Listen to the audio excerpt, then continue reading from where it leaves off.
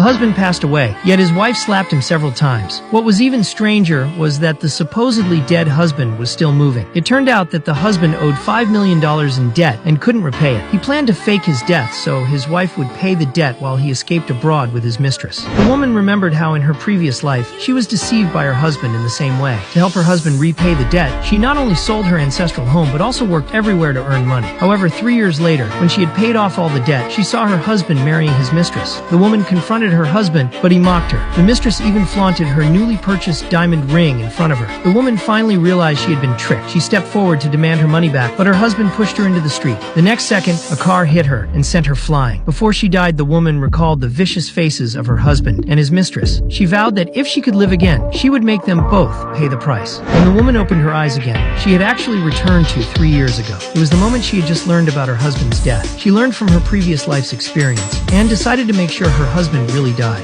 In the hospital, her husband's mother and his mistress were discussing how to deceive her. The woman suddenly appeared and startled them. The mistress produced a forged death certificate. Then the two began to fake crime. To expose her husband's lie, the woman rushed to the bed and slapped him several times. The husband had no choice but to silently endure it. At that moment, the woman saw a defibrillator next to the bed. She pretended that she couldn't accept his death and wanted to perform CPR on him. As she said this, she grabbed the defibrillator and pressed it on him. The husband immediately opened his eyes in pain but quickly closed them again. Seeing that it worked, the woman increased the voltage and pressed it again. This time, the husband sat up straight. The woman wanted to continue, but the husband's mother stopped her. At that moment, the creditors suddenly entered the room, demanding repayment. In her previous life, the woman had agreed to repay the debt after seeing the husband's mother get beaten. This time, she absolutely wouldn't be fooled by them again. Sure enough, the husband's mother planned to use the same trick. She signaled the creditors to harass her. Then, she took the opportunity to suggest that the woman sell the ancestral home to repay the debt. The woman, however, said that these people were just here for the debt and wouldn't kill anyone. She also pointed out that the man wasn't really hitting hard just now. Seeing that the woman wasn't falling for it, the creditor had to hit harder. The mistress, seeing this, quickly ran over to stop him. Unexpectedly, the husband's mother pulled the mistress with her to endure the beating together.